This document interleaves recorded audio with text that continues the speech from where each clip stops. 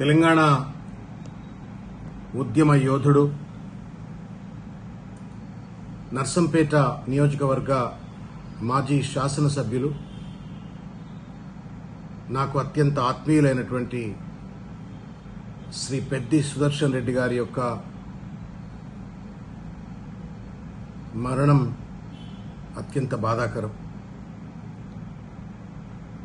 గత కొద్ది రోజులుగా సికింద్రాబాద్ యశోద హాస్పిటల్లో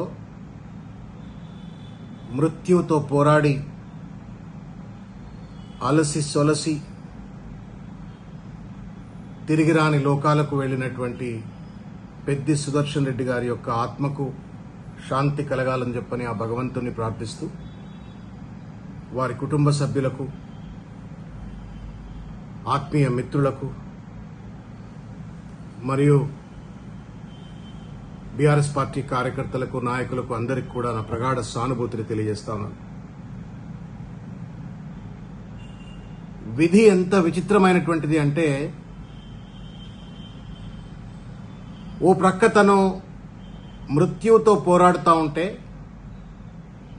మరో పక్కన తాను మొదలుపెట్టినటువంటి రాష్ట్ర ప్రభుత్వ అవినీతికి వ్యతిరేకంగా పోరాటం సుప్రీంకోర్టు తలుపు తట్టింది. గురుకుల్ విద్యాలయాల్లో బంకర్ బెడ్ల పేరు మీద 100 కోట్ల రూపాయల కుంభకోణం జరుగుతుంటే ప్రజా పోరాటం చేసి, న్యాయ పోరాటం స్థానిక హైకోర్టులో చేసి, చివరికి సుప్రీంకోర్టు తలుపు తట్టినటువంటి ఒక నీతి, నిజాయితీ, నికార్స్ అయినటువంటి ఒక పోరాట పటిమ కలిగినటువంటి నాయకుడు పెద్ది సుదర్శన్ రెడ్డి గారు. ఇది వారు సుప్రీంకోర్టులో ఫైల్ చేసినటువంటి ఒక కేసుకు సుప్రీంకోర్టు వారు ఆమోదం తెలుపుతూ ఇచ్చినటువంటి ఒక ప్రభుత్వానికి ఇచ్చిన నోటీస్, ఇది తాకీదు. ఇది ఎస్ఎల్పి నంబర్ 24755/2026. ఇది సుప్రీంకోర్టులో వేసిన కేసు.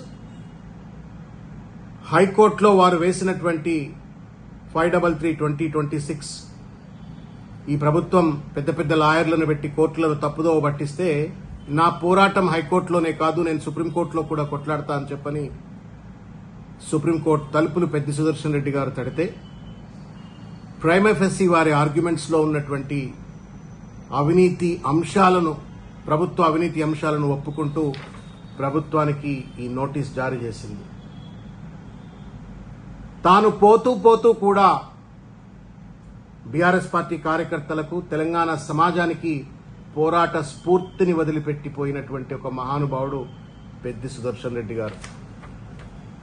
100 కోట్ల రూపాయల బంకర్ బెడ్ అవినీతిని ఎత్తి చూపుతూ ట్రూఫా ఎంటర్ప్రైజ్ ప్రైవేట్ లిమిటెడ్ అనే ఒక కంపెనీపై, ప్రభుత్వ పెద్దల బినామీ కంపెనీ అయినటువంటి ఈ కంపెనీపై కేసు వేస్తే సుప్రీంకోర్టు స్వాగతించి నోటీస్ జారీ చేసింది.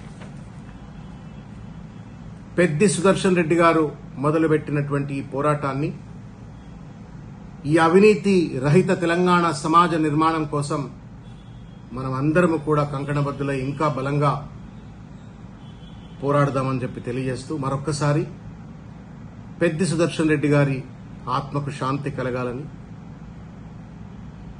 వారి లోటును ఎవరూ భర్తీ చేయలేరు.